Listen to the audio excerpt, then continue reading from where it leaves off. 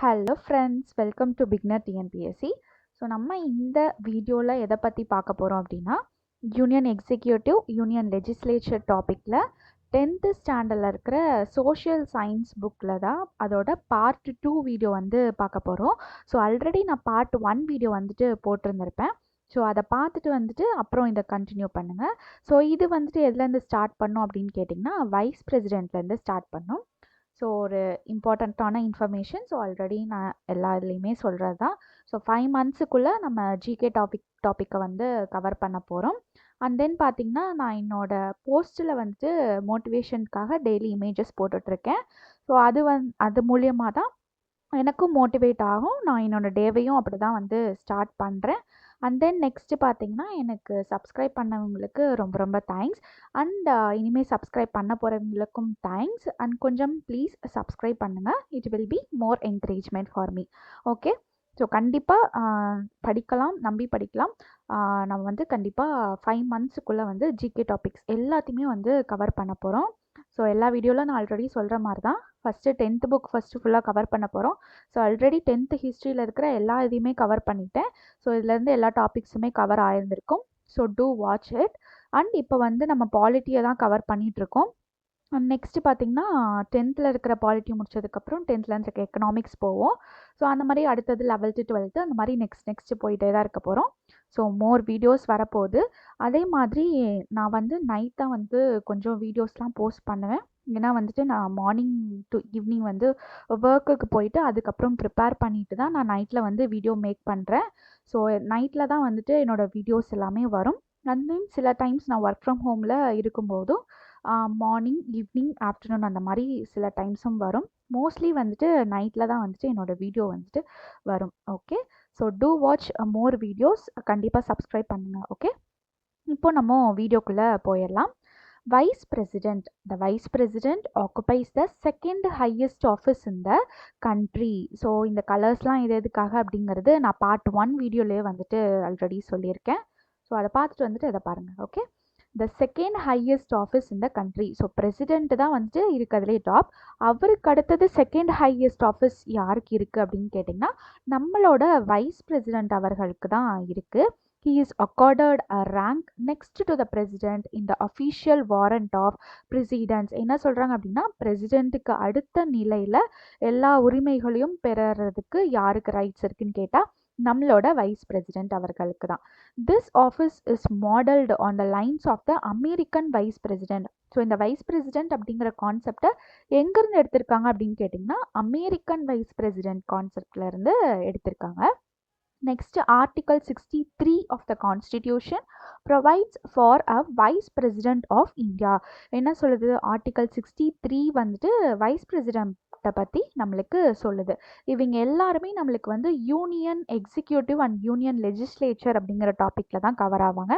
Including prime minister, president, cabinet ministers எல்லாருமே சேர்ந்து. Okay. The office has been created to maintain the political continuity of the state. For example, if the president வந்துட்டு அவருக்கு ஏதாவது உடம்பு சரியில்லை அப்படின்னா, அதுக்கு அடுத்தது அந்த பொலிட்டிக்கல் இதை நம்மளோட அடுத்த இதை வந்து யார் எடுத்துகிட்டு போவா அப்படின்னா, அவருக்கு பதிலாக வைஸ் பிரசிடென்ட் வந்து அந்த பொறுப்பை வந்து ஏற்றுக்குவார். ஓகே. வைஸ் பிரசிடென்ட்டுக்கு என்னென்ன குவாலிஃபிகேஷன்லாம் வேணும் அப்படின்னு கேட்டிங்கன்னா, அவர் வந்து இந்தியாவோட குடிமகனாக இருக்கணும். He must be a citizen of India. அதுக்கப்புறம் அவரோட ஏஜ் வந்து 35 இயர்ஸ் கம்ப்ளீட் ஆகிருக்கணும். ஸோ பிரசிடென்ட்டுக்கும் நம்ம அதே தான் சொல்லியிருப்போம், 35 இயர்ஸ் கம்ப்ளீட் ஆகிருக்கணும் அப்படின்னு. அதே மாதிரி அவர் எந்த ஒரு கவர்மெண்ட் பொசிஷன்ஸ்லேயும் இருந்திருக்கக்கூடாது. கவர்மெண்ட்லேருந்து சேலரி அந்த மாதிரி எதுவுமே வாங்கியிருக்கக்கூடாது. அடுத்தது other qualification to become the member of the Rajya Sabha. நம்மளோட பிரசிடென்ட் பார்த்திங்கன்னா லோக்சபா அப்படின்னு சொல்லியிருப்போம். இவர் வந்துட்டு ராஜ்யசபாவில் இருக்கிற ஒரு மெம்பராக இருக்கிறதுக்கான குவாலிஃபிகேஷன்ஸ் எல்லாமே பெற்றிருக்க வேண்டும். Okay. Election and terms of the vice president. So vice பிரசிடென்ட்டை எப்படி எலெக்ட் பண்ணுறாங்க, அவரோட பீரியட்ஸ், டேர்ம்ஸ் எல்லாம் எவ்வளோ நாள், அவரோட ஆஃபீஸ் எவ்வளோ நாள் இருக்கும் அப்படிங்கிறது தான் இந்த பேராவில் பார்க்க போகிறோம். So article 66(1) the vice president, like the president, is elected not directly by the people but the method of indirect election. So பிரசிடென்ட்டுங்கிறவர் டைரக்ட் எலெக்ஷனை வச்சு அவர் பார்த்திங்கன்னா சிங்கிள் டிரான்ஸ்ஃபரபிள் ஓட் அந்த மாதிரி நிறையா இதெல்லாம் வச்சு பீப்புள் வந்து எலெக்ட் பண்ணியிருப்பாங்க. பட் வைஸ் பிரசிடென்ட் அப்படிங்கிறவங்க இன்டைரக்ட் எலெக்ஷன் மூலியமாக தான் வந்து அவங்கள வந்து நியமிக்க முடியும். Okay, the term of office of the vice president is 5 years. So அவர் வந்து எத்தனை ஆண்டுகள் வந்து அவரது பதவியில் நீடிக்கலாம் அப்படின்னு கேட்டிங்கன்னா 5 வருஷம் அவரோட பதவிக்காலம். Okay, his office may terminate earlier than the fixed term either by resignation, death or by removal. இங்கே என்னன்னு கேட்டிங்கன்னா, ஸோ இப்போ வந்து அவர் வந்து பதவியிலிருந்து எப்போ அந்த 5 வருஷத்துக்குள்ளே போக முடியும் அப்படின்னு கேட்டிங்கன்னா, அவரே தானாக வந்து ரிசைன் பண்ணாலோ இல்லை இறந்து போனாலோ இல்லை வந்துட்டு சம் கான்ஸ்டிடியூஷனல் இதை மீறினாலும் அவர் வந்து ரிமூவ் பண்ணப்படுவார். இது மூலியமாக அந்த 5 இயர்ஸ் முடியறதுக்குள்ளேயே அவர் வந்து பதவியிலிருந்து விலக்கப்படலாம். Okay, he is eligible for reelection. So திரும்பவும் அவரோட 5 வருஷம் முடிஞ்சதுக்கப்புறம் அவர் திரும்ப வந்து அந்த வைஸ் பிரசிடென்ட்டுக்கான இதில் போட்டியிட முடியாதா அப்படின்னு கேட்டால் எஸ், கண்டிப்பாக அவரால் போட்டியிட முடியும். Till then, Deputy Chairman of the Rajya Sabha can perform the duties of the Chairman of the Rajya Sabha. இங்கே என்ன நடக்கும் அப்படின்னா, இவர் வந்து ராஜ்யசபா தான் பார்த்துட்டு இருந்தோமா, இப்போது இவரோட 5 இயர்ஸ் டேர்ம் முடிஞ்சிருச்சு, நடுவில் எலெக்ஷன்லாம் வைப்பாங்க இல்லையா, அப்போது அங்கே யார் வைஸ் பிரசிடெண்ட்டாக இருப்பாங்கன்னு கேட்டால் chairman, deputy chairman of the Rajya Sabha தான் வந்து வைஸ் பிரசிடெண்ட்டோட டியூட்டிஸ் எல்லாமே வந்துட்டு செய்வாங்க. ஓகே, நெக்ஸ்ட்டு பாக்ஸ் டேட்டாஸ் வந்து ரொம்ப ரொம்ப important. If the posts of the president and vice president lie vacant, Chief Justice of India works as president. இப்போ வந்து president இல்லைன்னா வைஸ் பிரசிடென்ட் வருவாங்கன்னு பார்த்தோம். இப்போ president and vice president ரெண்டு பேருமே அவங்களோட பதவியில் இல்லை அப்படின்னா யார் வருவா அப்படின்னு கேட்டால் நம்மளோட chief justice of India. Chief justice of இந்தியாங்கிறவங்க யாருன்னு கேட்டிங்கன்னா சுப்ரீம் கோர்ட்டோட ஜட்ஜ் தான் வந்துட்டு சீஃப் ஜஸ்டிஸ் ஆஃப் இந்தியா அப்படின்னு சொல்லுவோம்.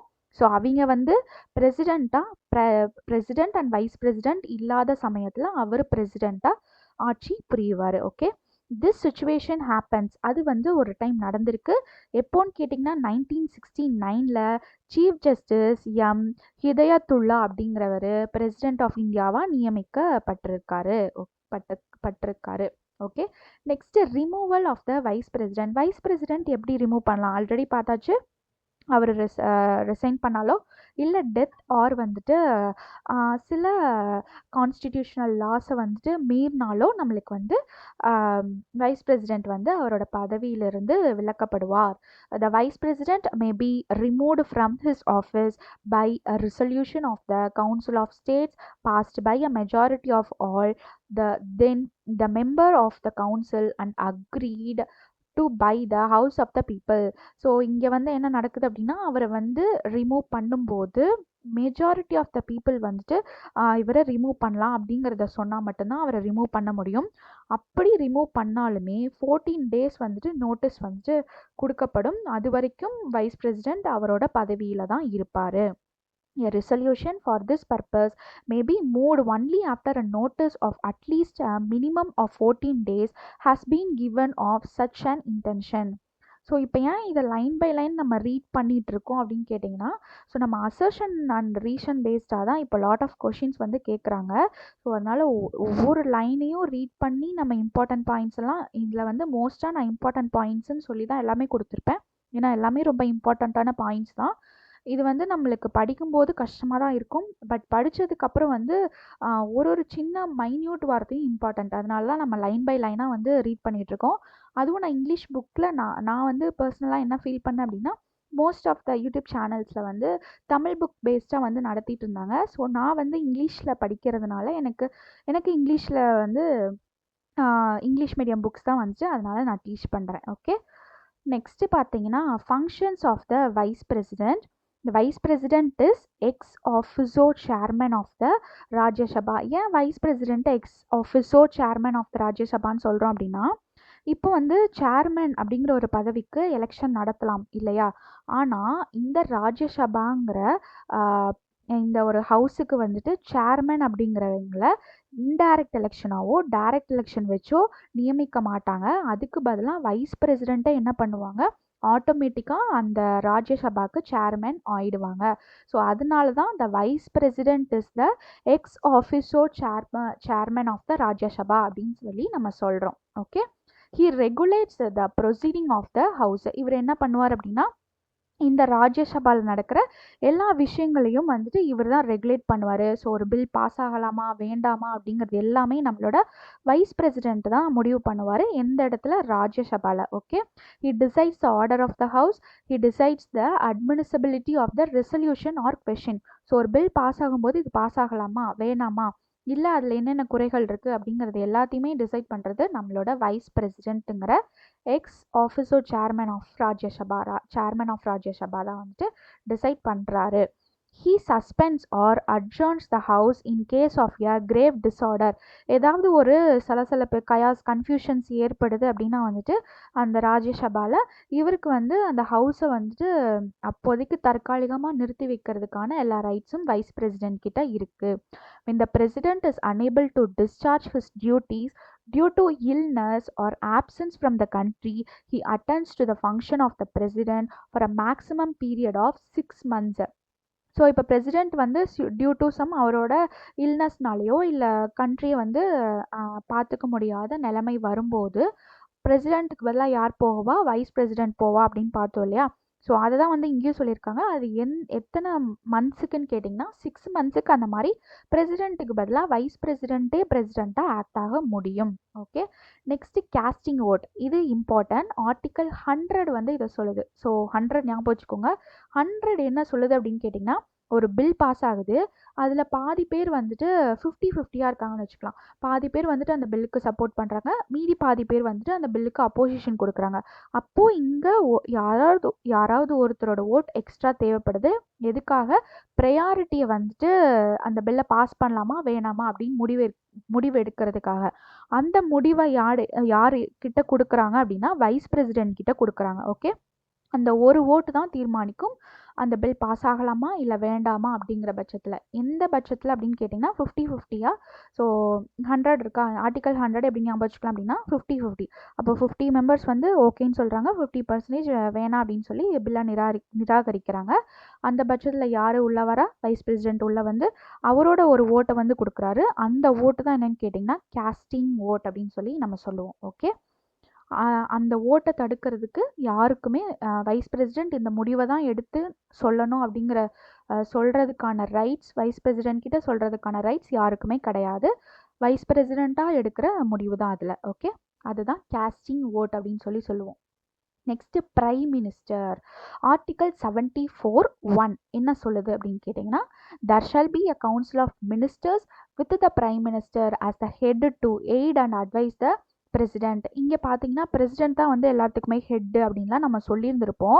ஆனால் பிரசிடெண்ட் யாரோட அட்வைஸில் எல்லா முடிவும் எடுப்பா அப்படின்னு கேட்டால் நம்மளோட பிரைம் மினிஸ்டர் தான். ப்ராக்டிக்கலாக பார்த்தீங்கன்னா பிரைம் மினிஸ்டர் எடுக்கிற முடிவுக்கு அவரோட அட்வைஸின் பேரில் தான் பிரசிடெண்ட் வந்துட்டு அவரோட முடிவுகளை வந்துட்டு எடுப்பார்.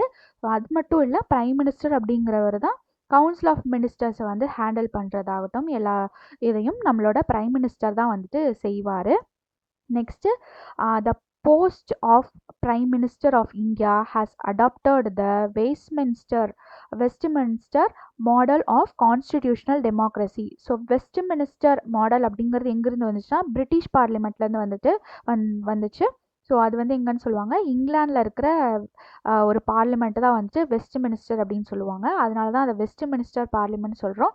ஸோ அங்கேருந்து அடாப்ட் பண்ணப்பட்டது தான் இந்த பிரைம் மினிஸ்டர் ஆஃப் இந்தியா அப்படிங்கிற post. Okay. Next, the leader of the majority party in Lok Sabha is appointed by the president as the prime minister. So இப்போ வந்து எதில்? லோக்சபானாலே என்னன்னு தெரியும், பீப்புள் வந்து எலெக்ட் பண்ணுறவங்கன்னு தெரியுமா?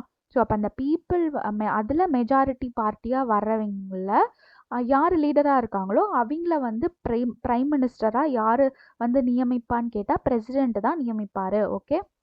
ஸோ அந்த மெஜாரிட்டி பார்ட்டியில் யார் வந்து லீடராக இருக்காங்களோ லோக்சபாவில் அவங்கள வந்து பிரைம் மினிஸ்டராக நம்மளால் போட முடியும். யார் அதை அப்பாயிண்ட் பண்ணுவா பிரைம் மினிஸ்டர் அப்படின்னு கேட்டால் பிரசிடெண்ட் அப்பாயிண்ட் பண்ணுவார்.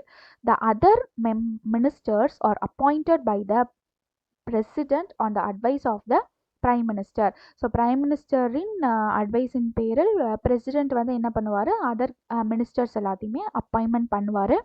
If no party commands absolute majority in the Lok Sabha, the president can summon the leader of any party who in his opinion can manage to form a ministry. இப்போ வந்து இங்கே மெஜாரிட்டின்னு பார்த்தோமா, இப்போது ஒரு எலெக்ஷனில் majority அப்படிங்கிற ஒரு இதுவே இல்லை அப்படின்னா யார் வந்து லீடராக வருவா அப்படின்னு கேட்டிங்கன்னா அங்கே தான் நம்மளோட பிரசிடெண்ட் வந்து முடிவெடுப்பார். ஸோ அந்த போட்டியிட்ட கட்சிகளில் அவருக்கு வந்து யார் வந்து நம்மளோட கண்ட்ரியை வந்து உண்மையாக லீட் பண்ணுவா அப்படின்னு தோணுதோ அவங்கள வந்துட்டு பிரசிடெண்ட் வந்து பிரைம் மினிஸ்டராக வந்து நியமிப்பார். Okay, the president administers to the ministers the oath of office and of secrecy. இங்கே என்ன சொல்கிறாங்கன்னா அப்படின்னா இப்போ வந்து மினிஸ்டர்ஸ் எல்லாமே பிரசிடெண்ட் நியமிக்கலாம் இந்த அட்வைஸ் ஆஃப் பிரைம் மினிஸ்டர் அப்படின்னு சொல்லி பார்த்தோமா. இங்கே அப்படி மினிஸ்டர்ஸ்லாம் நியமிக்கும் போது உறுதிமொழி எடுக்கிறாங்க. அது என்ன உறுதிமொழின்னு கேட்டிங்கன்னா நம்மளோட சீக்ரெட்ஸை வந்து அதர் ஃபாரின் கண்ட்ரீஸ்க்கோ இல்லை அதர் இதுக்கோ நான் வந்து நம்ம பாஸ் பண்ணக்கூடாது அப்படிங்கிற உறுதிமொழி எல்லாத்தையும் பிரசிடெண்ட் முன்னாடி மினிஸ்டர்ஸ் எல்லாருமே உறுதிமொழி ஏற்கிறாங்க. A person who is not a member of the parliament can be appointed as a minister, but he has to get himself elected to the parliament within 6 months. So வந்து பார்லிமெண்ட்டில் minister வந்துட்டு ஒரு மெம்பராக தான் இருந்தால் தான் அவர் வந்து ஒரு இதுவாக ஆக முடியுமா அப்படின்னு கேட்டால், so the person who is not a member of the parliament, so Lok Sabha ராஜ்யசபாவில் இருக்கிறவங்க மட்டும்தான் மினிஸ்டர் ஆக முடியுமா அப்படின்னு கேட்டால் கிடையாது. யார் வேணாலும் ஆகலாம். பட் ஆனால் அவங்க வந்து பார்லிமெண்ட்டில் 6 months இருந்திருக்கணும். அவர் வந்து எலெக்ட் பண்ணப்பட்டிருக்கணும். பார்லிமெண்ட்டில் 6 months இருந்தால் மட்டும்தான் அவரை வந்துட்டு நம்மளால் மினிஸ்டர் ஆக்க முடியும். Minister are individually as well as collectively responsible to the Lok Sabha. மினிஸ்டர்ஸ்னால் யார் இது பண்ணுவாங்க? மக்கள் தான் வந்து தேர்ந்தெடுப்பாங்க இல்லையா? ஸோ மக்கள் வந்து தேர்ந்தெடுக்கிறதுனால நம்மளுக்கு எது ஞாபகம் வரணும்? லோக்சபா தான் ஞாபகம் வரணும். ஸோ அப்போ மினிஸ்டர்ஸ் வந்து இண்டிவிஜுவலாவோ கலெக்டிவாவோ லோக்சபாவுக்கு தான் responsible. Okay, next duties and functions of the prime minister. Prime மினிஸ்டரோட டியூட்டிலாம் என்னென்ன அப்படின்னு கேட்டிங்கன்னா ஆர்டிகல் 78 வந்து பிரைம் மினிஸ்டரோட டியூட்டி என்னென்ன அப்படிங்கிறது சொல்லுது. ஓகே, இந்த வயலட் கலரில் ஹைலைட் பண்ணியிருக்கிறது எல்லாமே பார்த்தீங்கன்னா வந்துட்டு ஆர்டிகல்ஸை இப்போ நம்ம இதை எடுத்து பார்த்தனாவே தெரியும்.